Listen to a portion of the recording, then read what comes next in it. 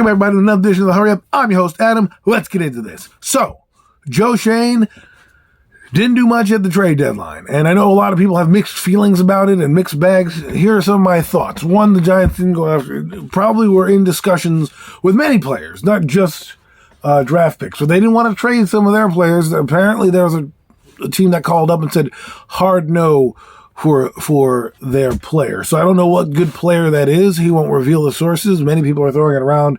Julian Love, Dexter Lawrence, Saquon Barkley. Who knows who it is? Who knows? And we'll see. We'll never know. We will never know those unless somebody leaks it out on who it was. And this administration regime, whatever, is pretty buttoned up with leaks, obviously. Obviously, the first leak they had was Tony. We talked about that and how somebody leaked that information out and they wanted to trade him earlier, but now here we are. Do I think it's wrong what he did? No, I think he has a plan. I think regardless of what the Giant fan base thinks, and sometimes they do little things for the fans as well to they hear you, but they also need a plan, right? I think they're keeping their draft picks. I think they're going around. I mean, Joe Schoen said that he's scouting. He wants to scout go see 100 prospects before a season's out. 100 prospects. I don't know how many games that is. I don't know where he's going to go, but he's going to go travel the world and travel the country and see all the players in person. I think he has a list, and he's going to get a list of those potential players.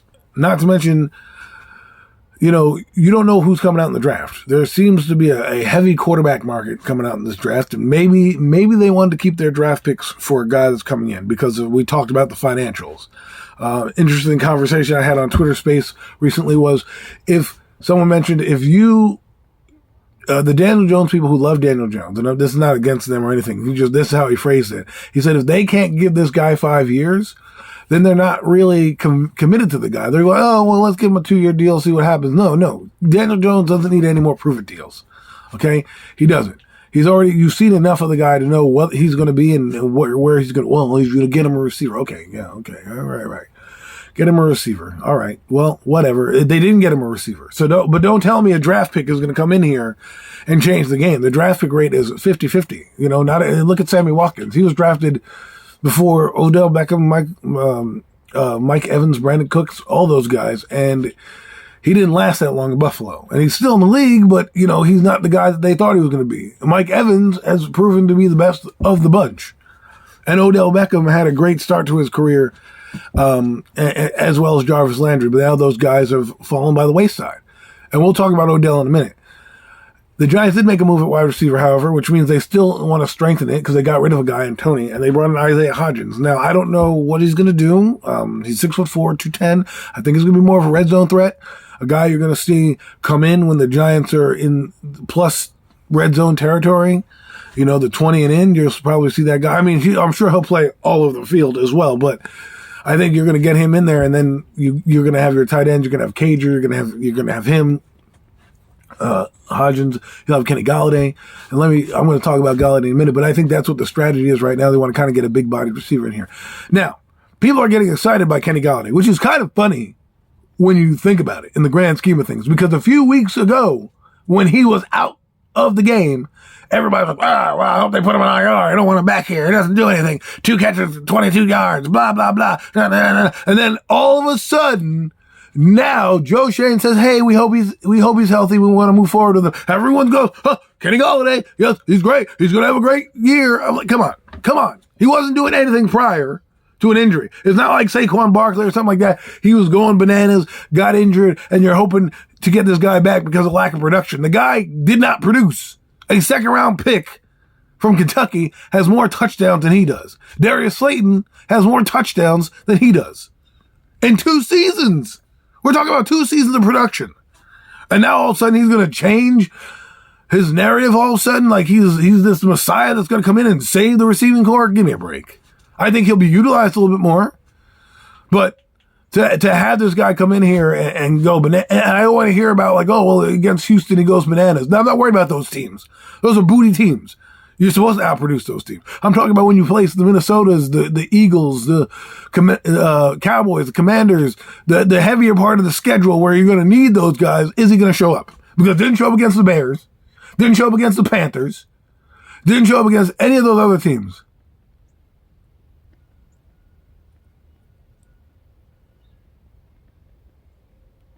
And so,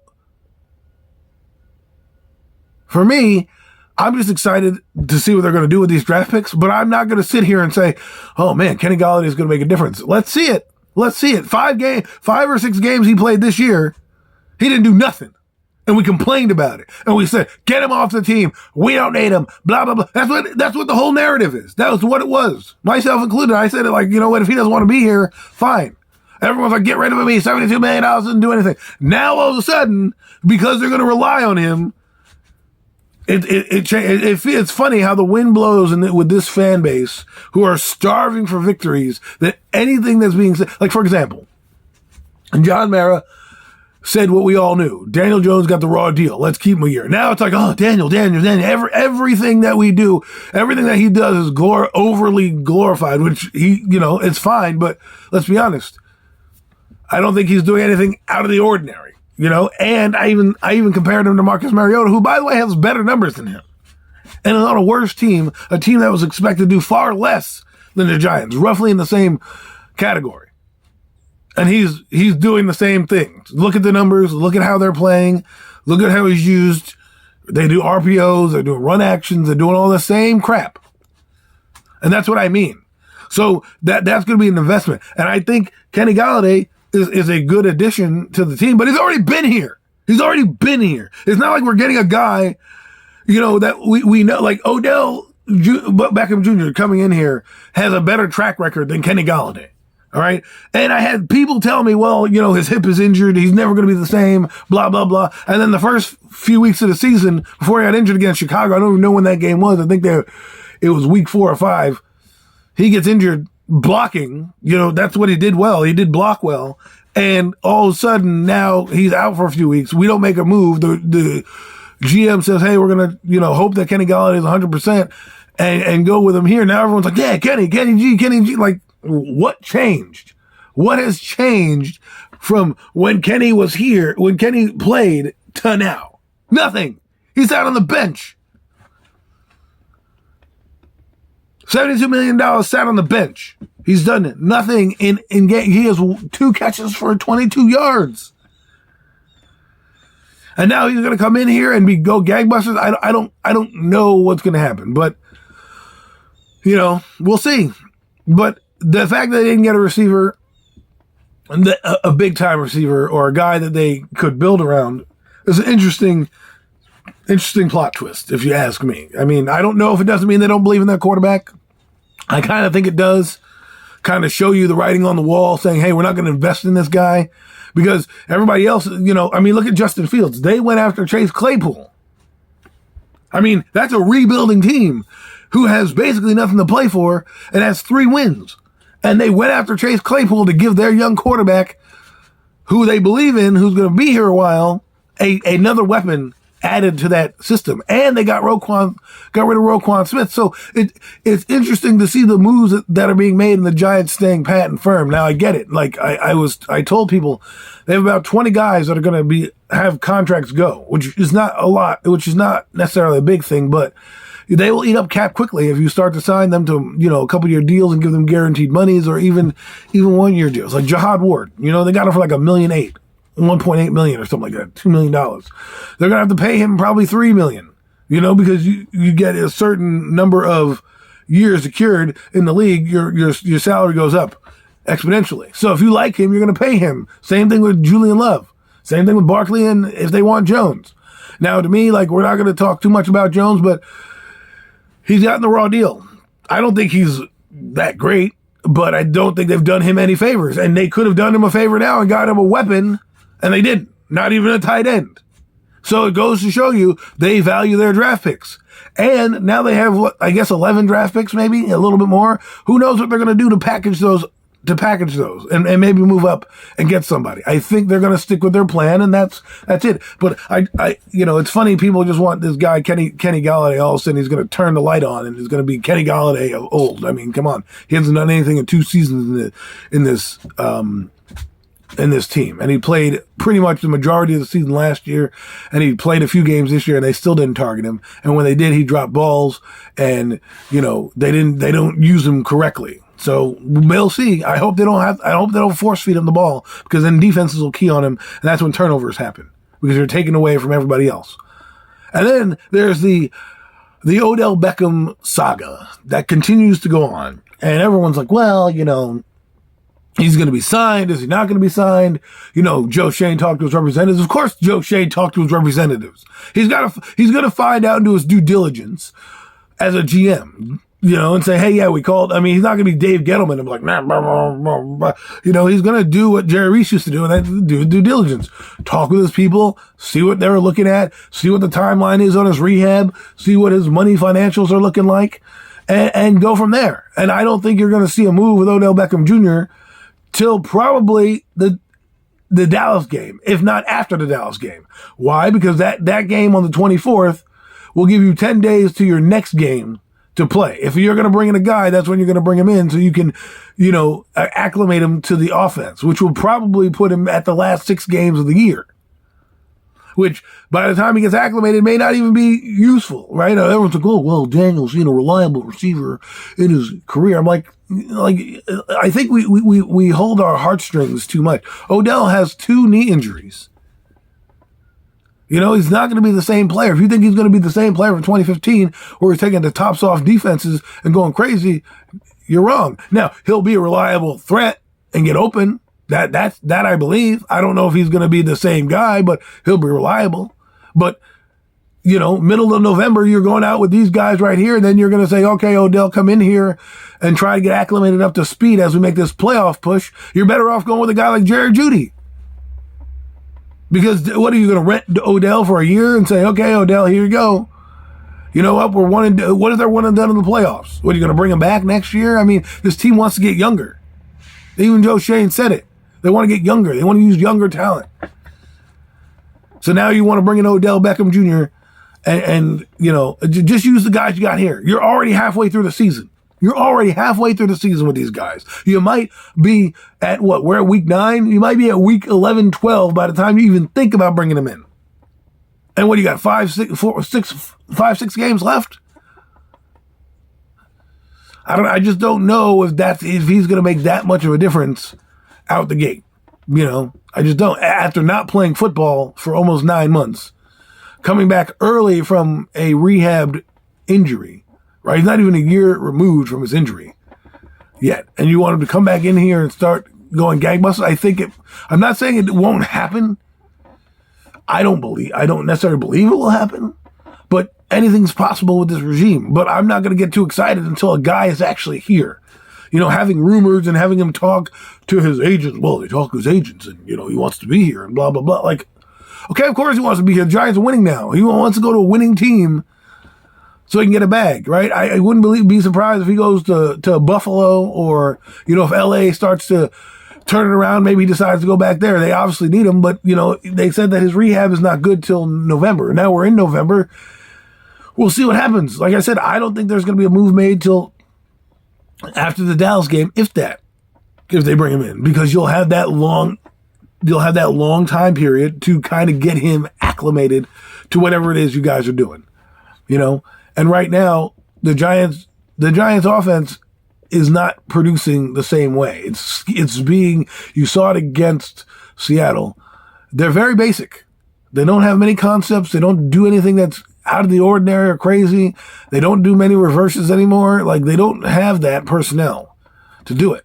And you're going to see better defenses take advantage of them. Odell Beckham Jr. will allow people to do that, but we'll see. We will see what happens. I don't think that he's going to be the savior either. I think it'll be nice to have a receiver, but maybe Isaiah Hodgins, give that guy a chance. Why not? Why not give that guy a chance? He already knows the offense. He's going to have 10 days to get right with the offense. He's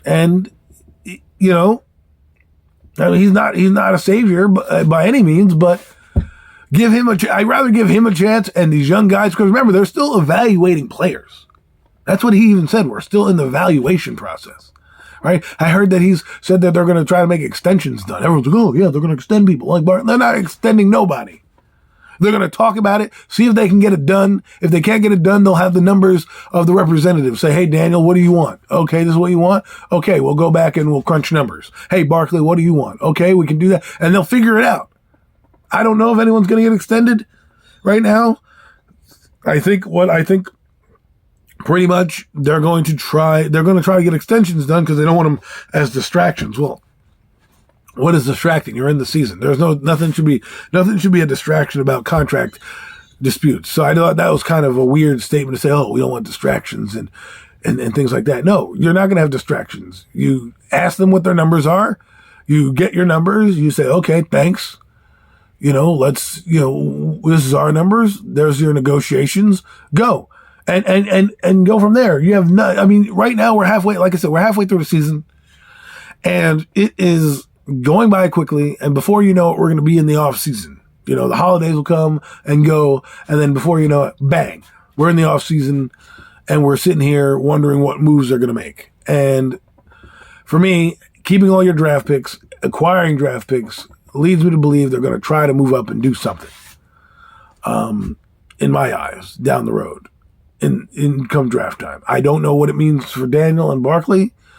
I don't think either one of them gets a long-term deal out the gate this year because of their injury history, especially because of Daniel's inconsistent play prior to this.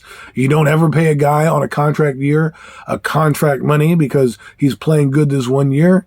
You make sure that it's earned, right? I mean, Barkley's playing out of his mind right now, contract year.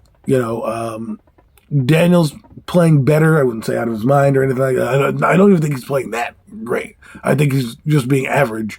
And because he's not fumbling or throwing interceptions, we're like, hey, great. I think the Seattle game was a telling game.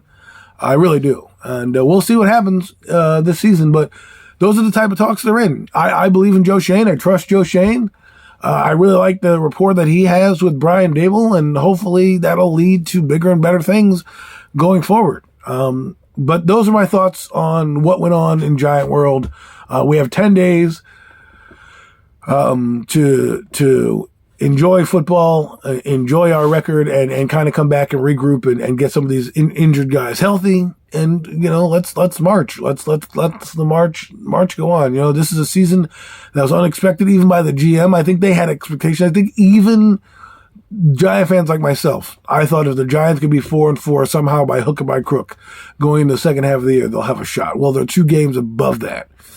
So the Giants need to worry about getting to about 8 wins by the time they play Dallas and going from there, because the last 4 or 5 games could determine their season, depending on what happens. Heck, for all we know, somebody could be a hero in Houston and try to knock out Daniel in one of these things, and then Tyrod comes in and maybe the whole season's blown. Who knows? I don't know. This is what makes the game fun and so unpredictable. But hey, if you liked what you heard, please subscribe. I really appreciate all the viewerships and views and people that reach out and make comments. I appreciate all those things. You guys have reinvigorated my love for making videos. I've been doing this for a long, long time. Don't have as many followers as some of the other guys who came in and know all the algorithms and all that stuff, but I've been doing it a long time, and I appreciate all the support. I appreciate all the comments, and, thank you. Just want to say thank you. So anyways, you like, subscribe, hit the bell. Anytime I make a video or go live, you'll get notifications. And you can also find me on the Real Deal NFC East Roundup, where we talk about all NFC East teams with my co-host, Mac the Giant Fan. Look out for him. He does a lot of great content. The preview show, Big Blue Aftermath, Behind the Wheel. He does a lot of stuff. That guy is, he's like the mayor of YouTube. He's shaking hands and kissing babies. He's all over the place. So, Mac the Giant Fan, salute to you. Great job. Thank you for having me. And anyways, it's the bye week, so enjoy. Go do something folly, Go get your Christmas shopping done, go out and, apple orchard, pick apples, do something folly and have fun on a relaxing day where you don't have to stress about your team playing football. Enjoy.